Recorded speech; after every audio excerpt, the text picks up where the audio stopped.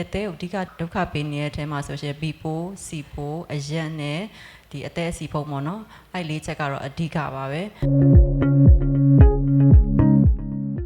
မောက်သိချင်တာကပါလဲဆိုတော့တော်တော်များများကဆရာကြီးပြောသလိုပဲဟိုအခြေအနေတော်တော်ကြီးကိုလွန်မှ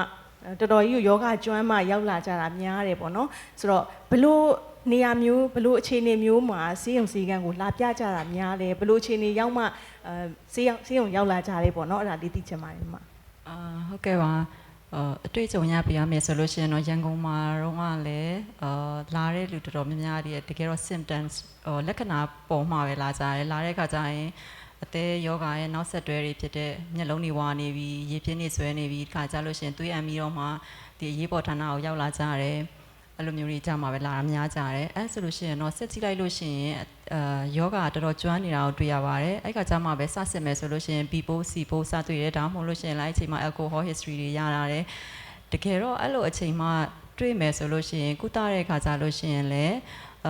ပျောက်ကင်းလားဆိုရင်တော့သူ့ရဲ့ state ကြောင့်မှမူတည်ပြီးတော့ပျောက်ကင်းတယ်ဒါပေမဲ့လည်းကုန်ကျစရိတ်အပြင်ပို့ကုန်တယ်ပြီးသွားရင်လူနာဘက်ကနေကြည့်မယ်ဆိုလို့ရှိရင်လည်းမိသားစု burden လူနာရဲ့ burden အများကြီးခံစားရတာရှိတယ်အဲဒါကြောင့်မလို့နောက်ပိုင်းမှာတော့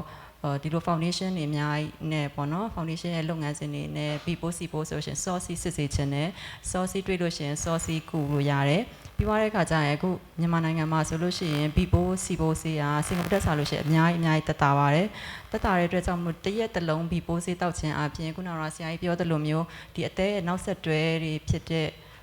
အသေး၆တာအသေးကန်ဆာဖြစ်တာရေပြင်းဆွဲတာတွေအများကြီးကာကွယ်နိုင်တယ်ပေါ့နော်အဲဒါဆိုတော့ဒီကနေအသိပညာပေးချင်တာကတော့ဆေးရုံစည်းကမ်းသွားဖို့အတွက်မကြောက်ပါနဲ့ပြီးသွားလို့ရှိရင်စစ်ဆေးဖို့အတွက်လည်းမကြောက်ပါနဲ့စစ်ပါယောဂတွေးလို့ရှိရင်ကုသဖို့ဆေးရရှိပါတယ်လို့ပဲပြောချင်ပါတယ်ရှင်အသေးအဓိကဒုက္ခပေးနေတဲ့အထဲမှာဆိုရှင် B ပိုး C ပိုးအရက်နဲ့ဒီအသေးအစီဖုံးပေါ့နော်အဲ့လေးချက်ကတော့အဓိကပါပဲအဲဒါကြောင့်မလို့အဓိကဒီလေးချက်မှာဆိုလို့ရှိရင် B ပိုး C ပိုးအတွက်ဆိုလို့ရှိရင်စစ်ဆေးပါကုသပါကာကွယ်ပါဒီပိုးအတွက်ဆိုလို့ရှိရင်ကာကွယ်ဆေးရှိပါတယ်အကယ်၍များဖြစ်ခဲ့ဒီရှိရနောက်မှာဆေးရှိနေပါပြီဆေးတောက်လို့ရှိရင်ဒီပိုးကို suppress လုပ်ထားနိုင်တယ်အဲအားကြောင့်မလို့ဒီပိုးရဲ့နောက်ဆက်တွဲတွေအားလုံးကိုကာကွယ်နိုင်တယ်စီပိုးဆိုလို့ရှိရင်လည်းခုနဆရာကြီးပြောသွားတယ်လို့ပဲတကယ်ကိုပျောက်ကင်းတဲ့ဆေးတွေရှိနေပြီ3လတောက်ရုံနဲ့ကိုတကယ်ကို more than 95% ကပျောက်ပါတယ်အဲဒါကြောင့်မလို့စစ်ဆေးဖို့အတွက်ကိုမကြောက်ရွံ့ပါနဲ့စစ်ဆေးပါရှိလို့ရှိရင်လည်းကုပါ